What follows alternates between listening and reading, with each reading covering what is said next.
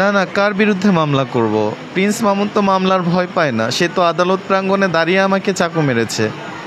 TikToker মামুনের নিশ্চয়ই কোনো গ্যাংস্টার, সে একজন গ্যাংস্টার যদি না হইতো বা কিশোর গ্যাংয়ের কোনো লিডার না হইতো, সে তো কখনোই আদালত প্রাঙ্গণে আমাকে দাঁড়িয়ে চাকু মারতে পারে না। এবং সে আমাকে ধাওয়া করে যখন আমি বিজ্ঞ জজের কাছে গিয়েছি আদালতের সামনে, আমি জজকে যখন আমার ব্লিডিং হচ্ছে আমি তখন বলেছি যে আমাকে চাকু মারা হয়েছে, তখন সে জজের সামনে আমার গলা চাপ দিয়ে ধরে বের করে নিয়ে আসতে লাগছে। তখন সবাই তাকে আটকিয়েছে। অ্যান্ড সে যখন আদালত থেকে বের হয়ে যাওয়া অবস্থায় জজের সামনে সে আমাকে বলতেছে যে একটা স্টেপ করেছি তোকে, আরেকটা স্টেপ করব।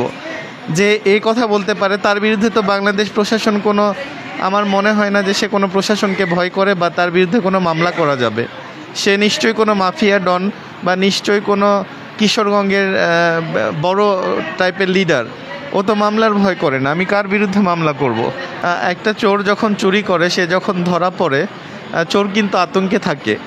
বাট টিকটকার মামুনের বিরুদ্ধে 5টা মামলা থাকা সত্ত্বেও তার ভিতরে কোনো ভয় নেই, তার ভিতরে কোনো আতঙ্ক নেই, সে কোনো প্যানিকটে নেই।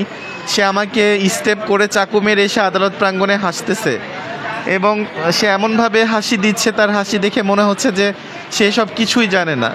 সে আমাকে চাকু মেরে এসে রক্তাক্ত অবস্থায়, আমার শরীর দিয়ে রক্ত ঝরছে, আমার এগুলো টিস্যু পেপার এভিডেন্স আছে, প্রায় 15-20টা টিস্যু দিয়ে আমার ব্লাড থামানো যাচ্ছে না। লায়লার ওড়না মেখে গেছে, আমার শার্ট মেখে গেছে, আমার বুক মেখে গেছে, অ্যান্ড যেদিক দিয়ে আমি দৌড়ায় গেছি সব মেখে গেছে। সেখানে সে আমাকে বের হয়ে এসে বলছে যে, হাসতেছে যে এটা কোনো ঘটনা ঘটে না, আমি কিছু করি নাই, সে উষ্টা খেয়েছে।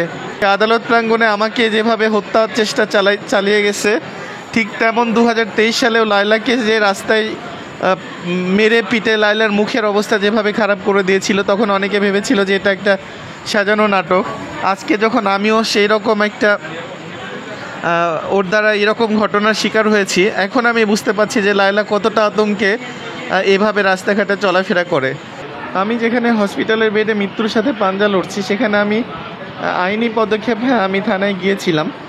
বাট আমি কি করব আমি নিজেই বুঝতে পারছি না। আমি সারাদিন আজকে কিছু খাই নাই, আমার শরীরের অবস্থা এত বেশি খারাপ।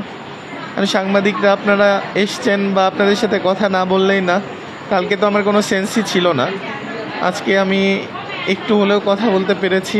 তো আমি এতটুকুই বলবো যে আইনের গতিতে চলে, আইনের প্রতি আমি অবশ্যই শ্রদ্ধাশীল, এবং আইন যদি এটার